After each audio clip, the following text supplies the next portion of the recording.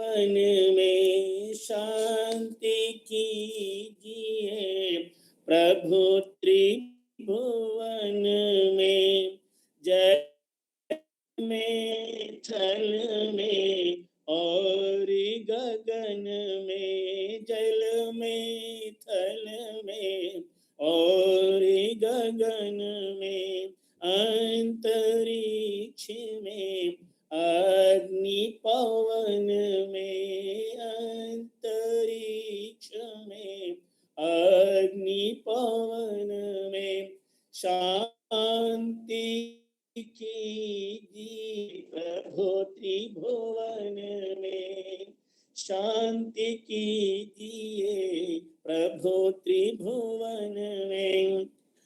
औषध वनस्पति बने उपवन में, सकल विश्व के जड़ चेतन में, ब्राह्मण के उपदेश वचन में, क्षत्रिय के द्वारा होरण में, वैश्य जनों के होवे धन में, और सेवक के हो कर मन में, शांति कीजिए प्रभु त्रिभुवन में, शांति कीजिए प्रभु त्रिभुवन में।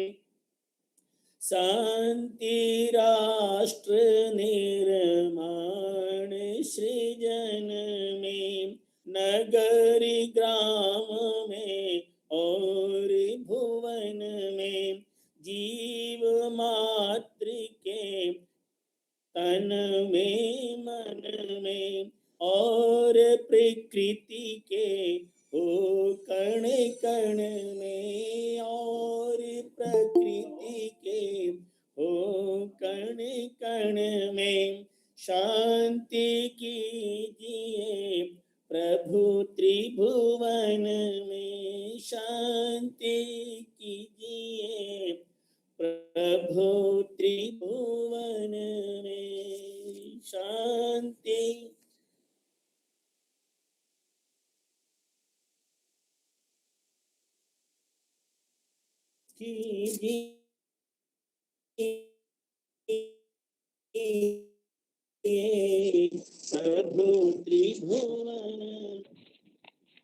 हमारे जिनके नेतृत्व में पवित्र कार्य किया गया, ऐसे यशस्वी मनस्वी मूर्धन्य विद्वान आचार्य श्रीमान श्री इंद्र रमन नारायण जी और अन्य सभी संचालक महोदय जी और सभी ने यह पवित्र कार्य बड़े ही श्रद्धा और मन से किया, उनको पुनः पुनः धन्यवाद। संसार की कल्याण की कामना से यह कार्य हमारा संपन्न हुआ।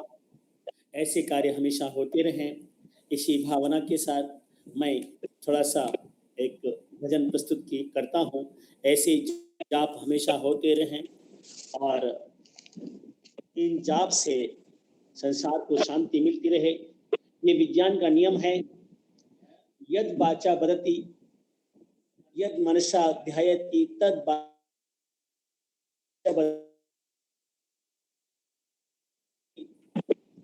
जो मन में ध्यान करते हैं वैसा ही वाणी में होता है, और जैसा वाणी में होता है वैसा कर्मों में आचरण में आ ही जाता है।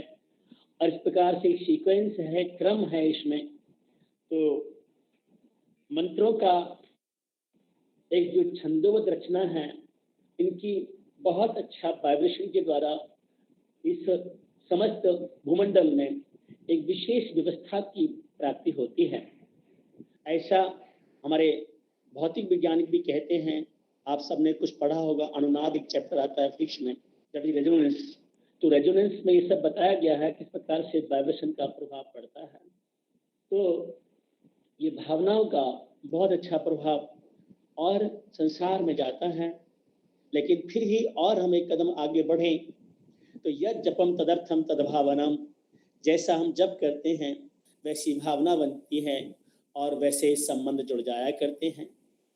तो त्र्यंबकम मंत्र जो है हमारा महामृत्युंजय मंत्र है, और महामृत्युंजय मंत्र का तात्पर्य अब निकल के आ रहा है कि जो मृत्यु को भी जीतने वाला, अर्थात मृत्यु सारे दुखों का नेता है।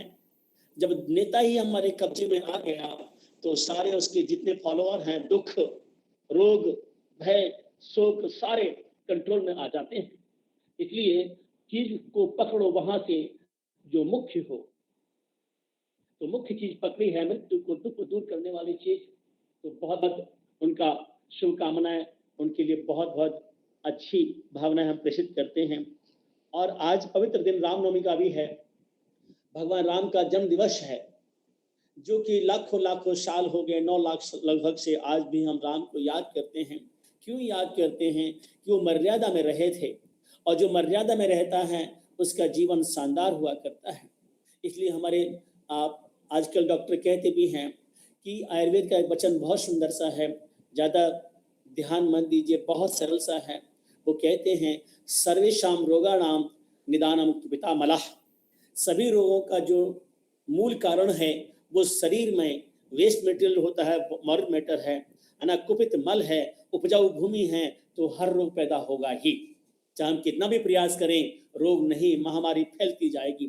जब लकड़ी होगी, फूस होगा, है ना, तो आग लगेगी ही। ठीक है, तो इसलिए जड़ को मिटाना है, फूस को हटाना है, कचरे को हटाना है, तो अपने आप जो है आग शांत हो जाया करती है। तो ध्यान दें हम अपने आहार विहार पर, और आहार पर ध्यान नहीं दिया जा रहा, इस संसार में महामारी भयंकर रूप लेती जा रही है। और आयुर्वेद का सार भी यही है, पथ्य सती गतार्थ किम औषध से बढ़े। अगर पथ्य सही है तो आपको दवा की जरूरत नहीं है, कि आप बीमार ही नहीं पड़ सकते। और सबको मच्छर खाते, क्या सबको मलेरिया होता है? तो क्या ये वायरस इतना मतलब वो है कि चढ़ के आ रहा है? सबको नहीं हो सकता। इसका तात्पर्य सिद्ध होता है कि जिसकी उपजाऊ भूमि